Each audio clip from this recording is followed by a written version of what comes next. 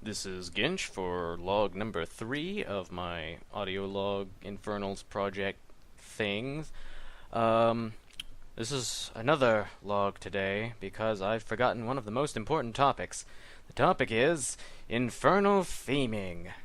Um, Incidentally, Infernals have the same sort of issue with this as Dungeons and Dragons does. So you could have a plot revolving around like a normal human plot master. You solve that plot, okay, you're done. Now, if you have a plot revolving around a succubus plot master or a genie plot master, then, well, what happens if they escape to their home plane? Or what happens if they were summoned by someone else and they can summon more, you know, non-human, outsider plot masters who are causing all these things, and so you've got to find out who the real big bad is. And then there might be another bigger bad behind him, and it's a little bit, it just keeps escalating.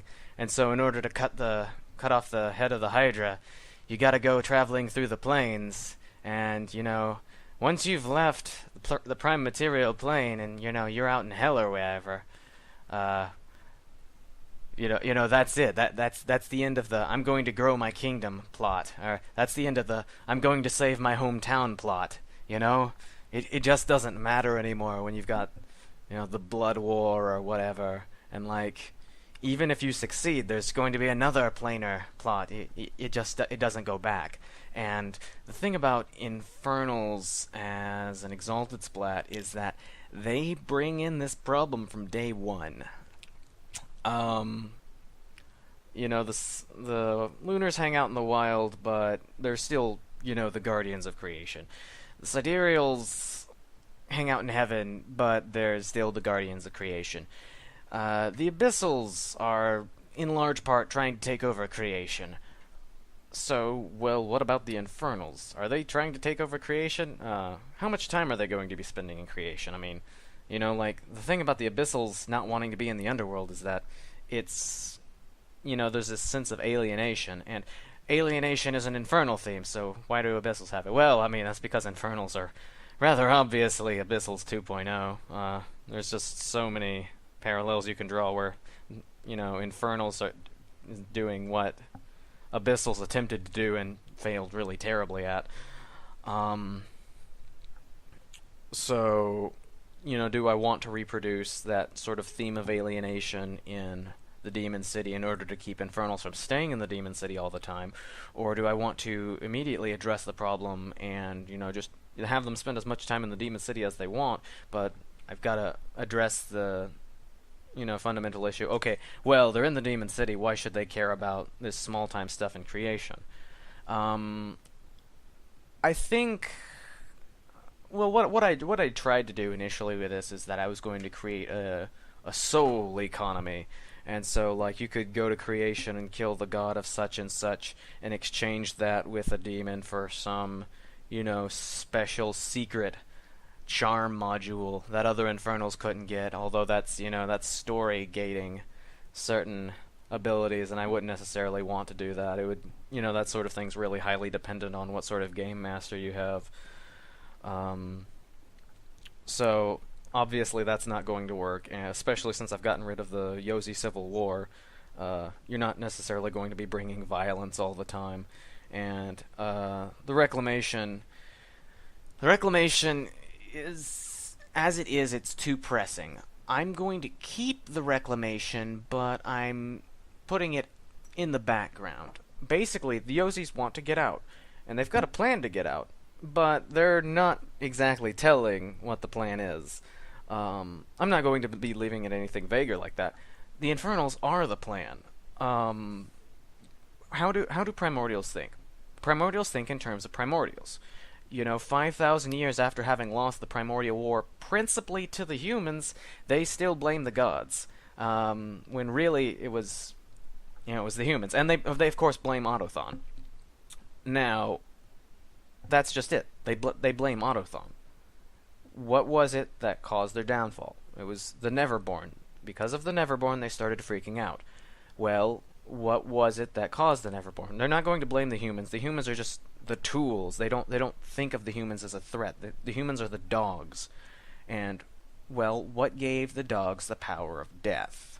It's Autothon. It was one of their own, and it was a creation of a primordial that brought them low. So it's going to be the creation of a primordial that will raise them up again. Except for it's been 5,000 years. They've been trying to get out for a while now, rather unsuccessfully. And, no matter what they do, they're not going to be able to get out. So, do you think they're really going to be bringing in Exalted and saying, okay, well, we've got these dogs, the dogs will get us out, they're smart dogs? No, they're not going to be saying that. What they're going to be doing is they're going to be trying to use the dogs. Now, it might be that they know about, so you're pretty quickly going to see, okay, what happens when you mix this Yozi's charm with this Yozi's charm if they have completely contradictory themes, but the charms themselves don't contradict? That was a question I had right at the very beginning of last edition. And my solution for this has always been, okay, well, they do mix, and then that's the beginning of the Supernal Exalted. That's where the Devil Tigers come in. So, what if the Yozis noticed this back when they were still...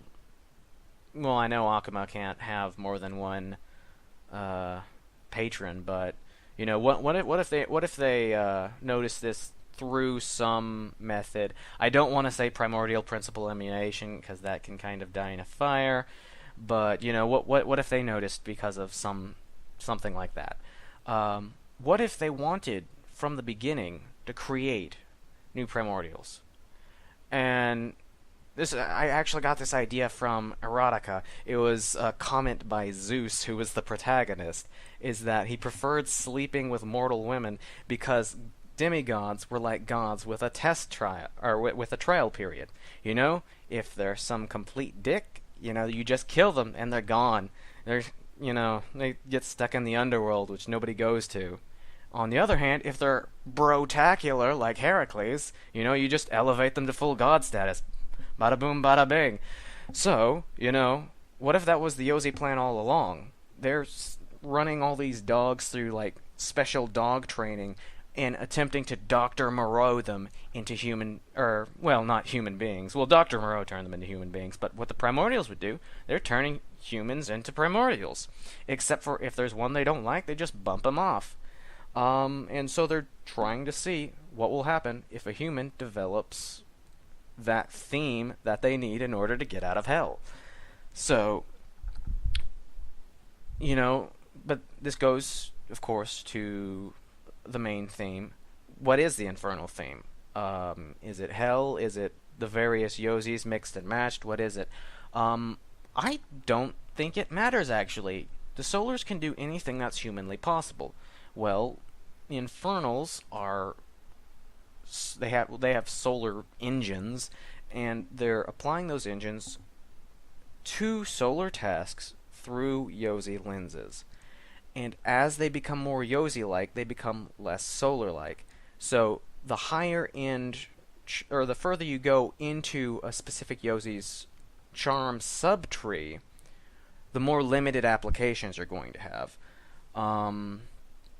As opposed to, solar charms, as you're approaching the capstone, you're staying just as broad as it always was. You've got, all this great usages that you can use this stuff for anything. No, with the Yozi charms, you're going to be hitting dead ends pretty quickly. Okay, well, I got myself into this corner. I've got this Adorian movement charm, but I can only use it while stabbing someone,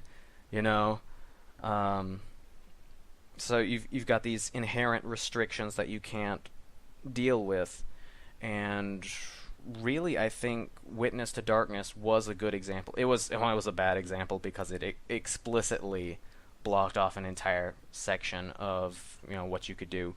But something like a milder Witness to Darkness would be more of an archetype for the higher end charm under this sort of model.